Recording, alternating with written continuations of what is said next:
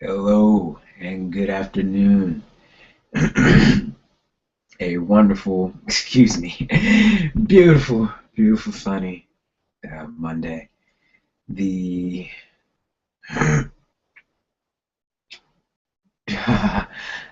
wow, I'm just seeing a little typo in my page here, but hello, nonetheless. It has been a Monday, as one might expect, and I'm getting by, getting by. I'm gonna make this one another quick one. I like it when they're quick. I feel like I'm a little more succinct, and that's good for me. So, I am uh, coming out of a weekend where I felt like I got a good amount of sleep, but after halfway through the first part of my shift or my first job this morning, it took a little bit out of me. It took a lot out of me, actually. So I know I can't do this forever, but I'm already working on it, and I'll stay confident. And a few plans I have made with everything, trying to get my sleep right, trying to get a little more in order. Oh, Bill. But the first thing I actually want to talk about, the one thing that I've always appreciated that I don't think, well, I guess I didn't realize that a lot of people don't appreciate them as much as I do. Sometimes. A lot of people do. A whole lot of people do. But I just run into a lot of people who, would rather go without them. There's nothing wrong with it, but I love recommendations. I love seeing someone passionate about something else, especially if I'm unfamiliar with it, and just give me that glimpse into that world and see what about it someone can enjoy. Being yourself and going over what you actually enjoy, that does really help. That does say a lot about what it is that is of value about that topic or subject. The just everything about them. So I had a couple friends and acquaintances recommend a couple shows for me, and I will say a little quick about them. First one I had was it Becca? It was Sailor Moon, which I saw when I was young, but I didn't watch the whole series, and they said it got even better. So uh, I'm open to anything, and I remember liking it. So I'm gonna give it a shot, give it a try over a few months or so. Watch the series. I'm gonna sign up for Crunchyroll. It might be on there. It might be a better source. Maybe it might be with subtitles. I used to like anime with subtitles. But the other one that I'm thoroughly enjoying is kind of bandwagony, but Game of Thrones. I finally watched it. Every single person I've watched said, "What? You don't watch it? What do you mean? Jamal doesn't watch it? What?"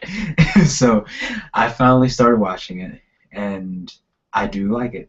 I do like it. I've only seen the first 4 or 5 episodes, and I'm mad that over this entire weekend I didn't get to watch a single other episode, being tired. So another goal for in a couple weeks: make time to rest and actively relax, meaning do something that I enjoy that is relaxing to me regularly, so I don't get burnt out so quickly and easily. Um, Even when it's 2 hours less sleep a day. The uh, other show is actually, well, I think Game of Thrones is a good way to sum it up because House of Cards was recommended to me, and thank goodness started watching it. I loved it. I've finished the everything that's out right now, and I look forward to another season. I've always been a Kevin Spacey fan, but you always like to see something current that just want to bat. Oh wow. So yes, it's very nice, very nice.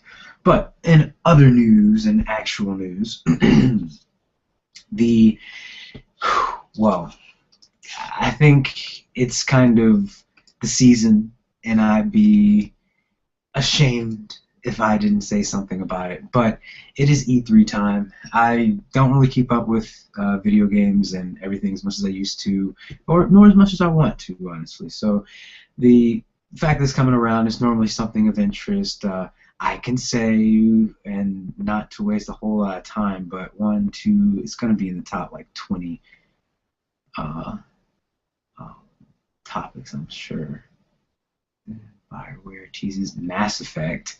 Now, I never played the original games, but I am definitely, definitely excited for it. Oh, and there it goes. That's the one I was really looking for.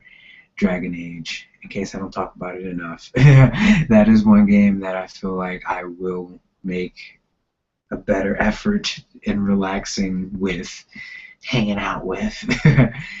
The I like the other games, the first couple, and I think that it has a very, very good possibility of being good. And it looks as though it goes back to the open world feel of the game, you know. And I always make the connection back to Final Fantasy VII. There was a world, and you ran around.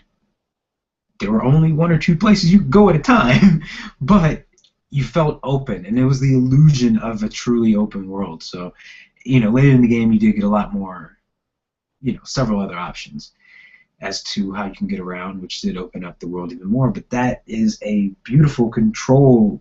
That's a game mechanic to me. That is allowing the story to develop and allowing the player to have different mile markers as to how far they are progressing in the game. If you can go to every physical place in the game when you know that you started in a single city that you couldn't even get around everywhere into yet, you know, that builds scale. That makes you feel good. It makes you feel good. You know, like you're going to have new experiences in a game. So things like that I enjoy, you know, so hopefully we'll get back to that one day, you know, responsibly, of course.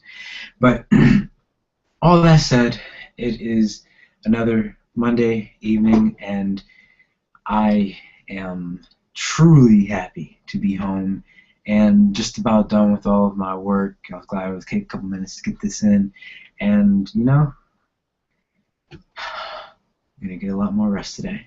Feel it coming. Feel it coming. So thank you for joining, and have a great evening. Bella, say bye.